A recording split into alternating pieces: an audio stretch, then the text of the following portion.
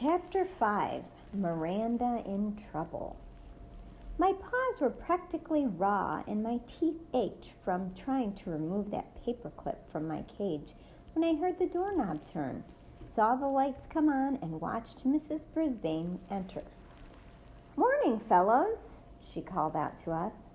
She took off her scarf, her coat, her hat, and her gloves and walked to the desk.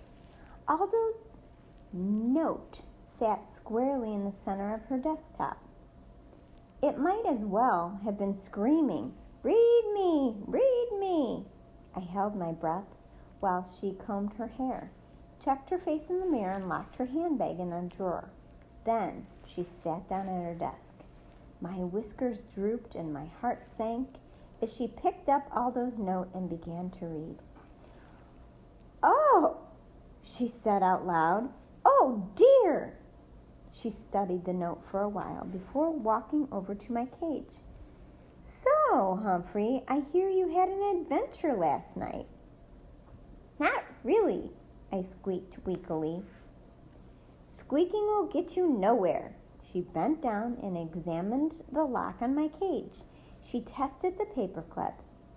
"I see Aldo didn't want to take any chances." She turned toward Og. "I suppose you witnessed the whole thing." Og stayed motionless. Good. He wasn't going to squeal, or rather croak, on me. A true friend. Mrs. Brisbane was staring down at my cage when Garth and AJ arrived. They took the same bus and always arrived together, with Saya and Tabitha right behind them. Mrs. Brisbane went to the door to greet the students as they bustled in and headed for the cloakroom. Kirk came in, and then Seth, then Heidi and Gail. Heidi always waited outside until Gail got to school because they were best friends. Next, Miranda came through the door, a practically perfect person who never did anything wrong on purpose, or who was about to get in big trouble, all because of me. I wish Ms. Mack had taken me to Brazil with her. Mrs. Brisbane went about the morning routine. First, we studied the planets.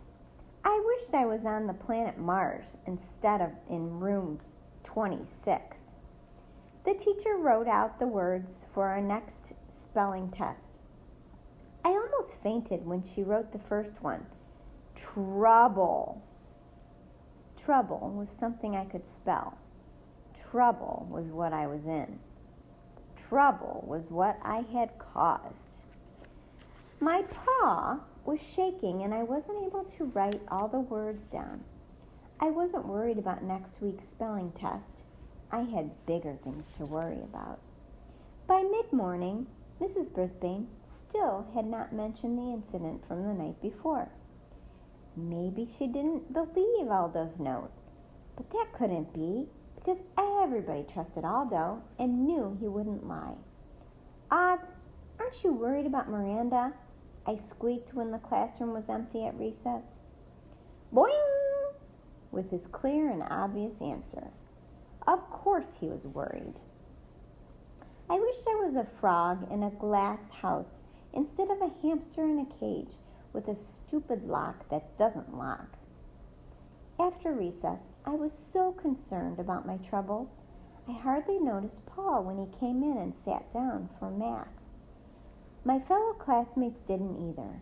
I didn't notice him when math was over. He paused at the door and stared at the list of jobs on the board before quietly leaving the room. Then came the moment of truth, except wasn't the truth. It was all a big mistake. Mrs. Brisbane said, "Citizens of Humphreyville, please come to order." She spoke in her most serious and important voice. "It is time to review the status of our community and the jobs you are all doing. As far as I can see, you all performed your duties as required yesterday, except for one of you. I'm afraid one of you neglected your responsibility, and there could have been a disastrous outcome. My fellow classmates were clearly surprised. I glanced at Miranda's face, so totally innocent. I had to look away. I wondered if I could go back to live at Panorama, where I came from. Miranda, you were in charge of Humphrey and Og yesterday. Suddenly, nice Mrs. Brisbane turned into unsmiling Mrs. Brisbane, the way she was when I first met her. Yes, Miranda answered. Last night, Mr. Amato, the custodian, found Humphrey out of his cage.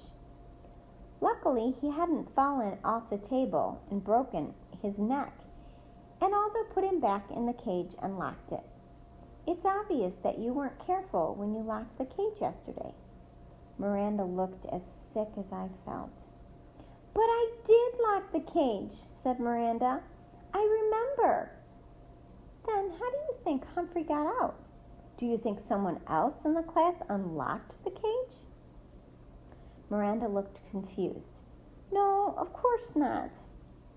It was your responsibility in the end. You are the one who is accountable. Miranda was blinking hard.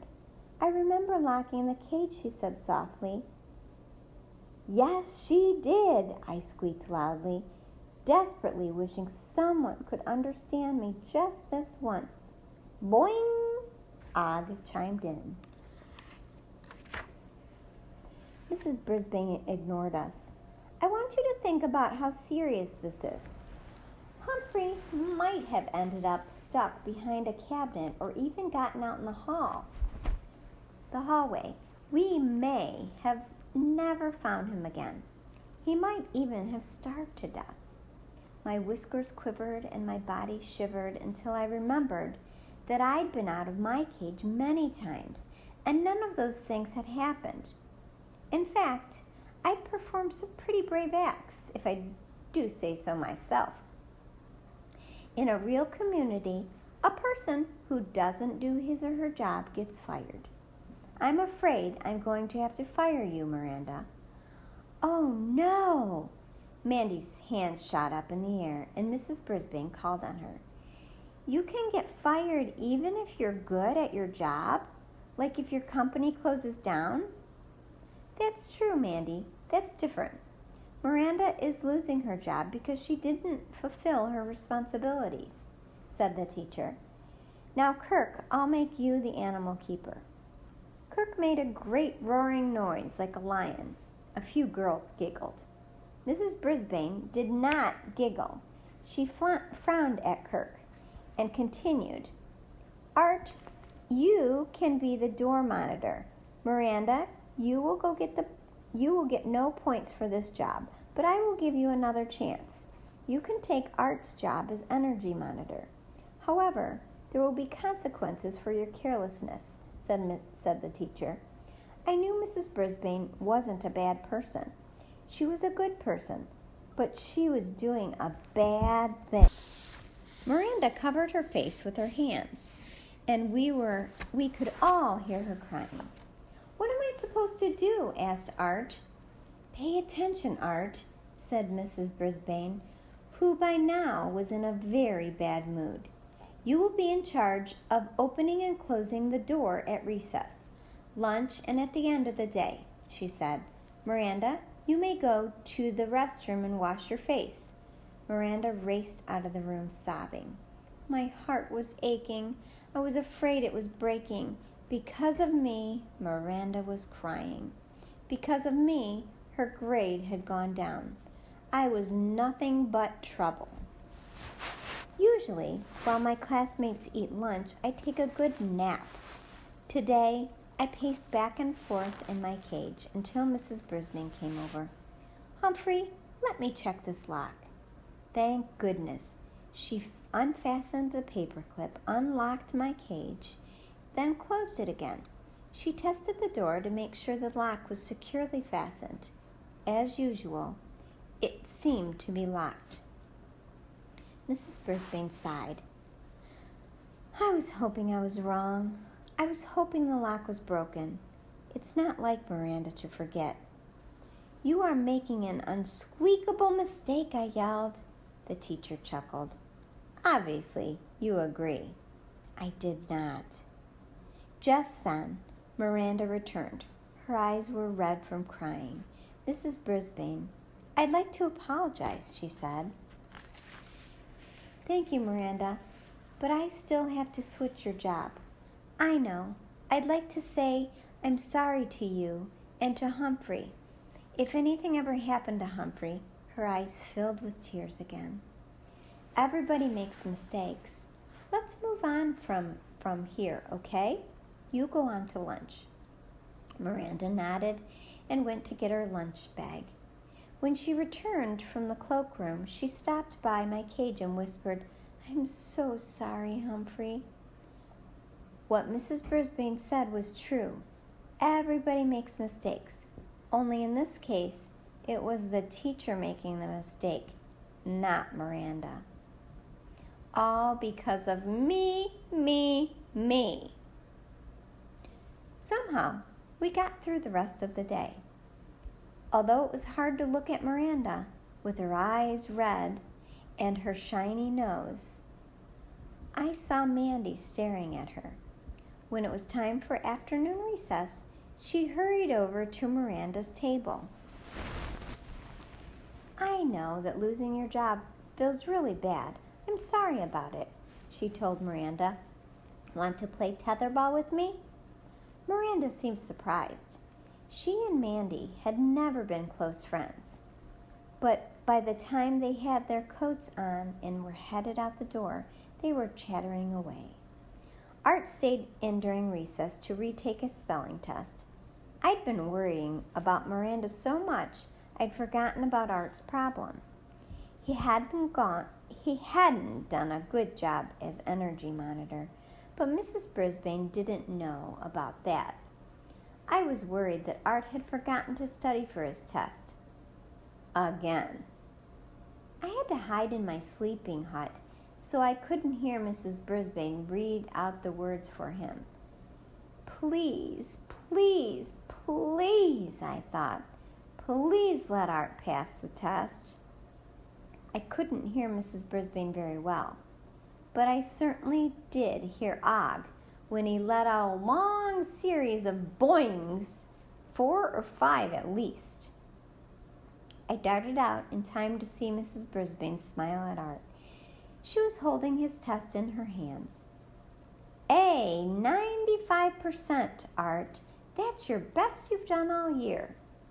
Now that I know you're capable of doing, I expect this kind of grade from now on." "Think you can do it?"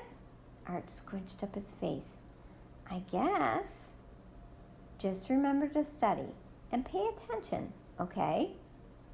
Art nodded and got out of the classroom as fast as he could. Whew! "Well, Og, he did it," I told my neighbor. He took a deep and splashy dive into the water of his tank, which meant he was feeling as happy about Art as I was. Late that afternoon, Kirk took charge of Og and me in his usual way. He pretended to eat a cricket before he gave it to Og, and he also made icky gagging noises when he cleaned up my poo. But he laughed, so I knew he really didn't mind. When he was finished and the students were doing silent reading, Mrs. Brisbane quietly slipped over to my cage and checked again to see that it was locked. It was, or at least it seemed to be.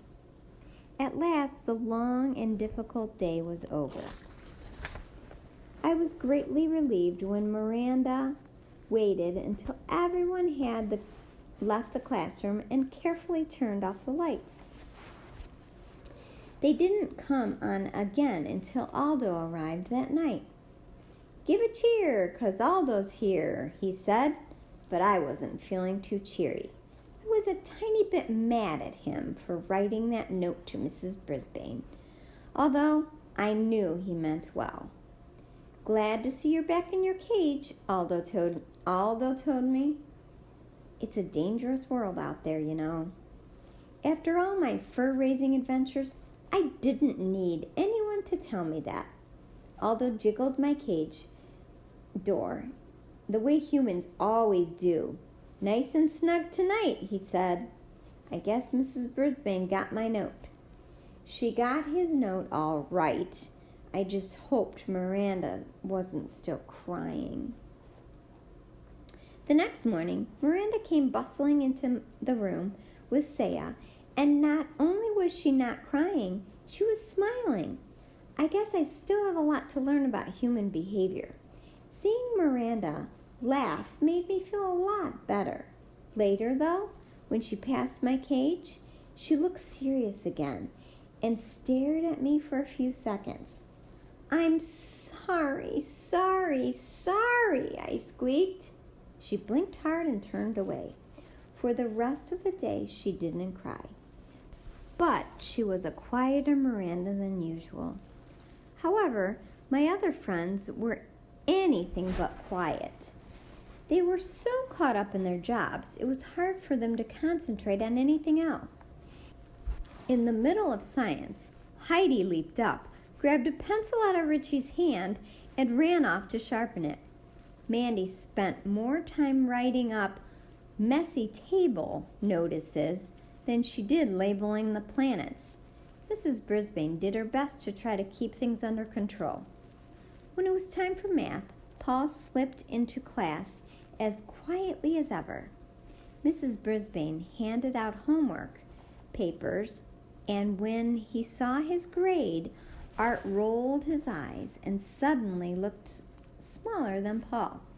When Mrs. Brisbane asked if there were any questions, Miranda's hand shot up.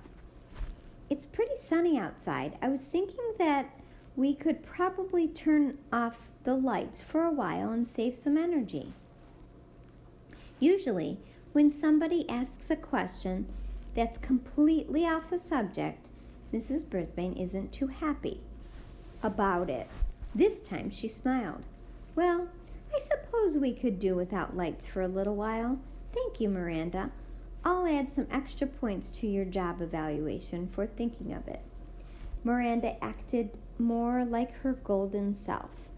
That was good, but there was something else that was bad. At the end of the day, Art forgot to shut the door when he left. Mrs. Brisbane called him back and told him she had to deduct 2 points off his job score. Art was pretty upset. "Does this mean I don't get to take Humphrey home this weekend?" So that's whose house I would be visiting on Friday night. Mrs. Brisbane sighed and thought it over. "No, you can take Humphrey home if you remember to close the door every single time tomorrow." "Gee, thanks," Art said, carefully closing the door behind him as he left. That night, I tried to figure out how I could fix things for Miranda. I was usually good at fixing things. I needed a plan.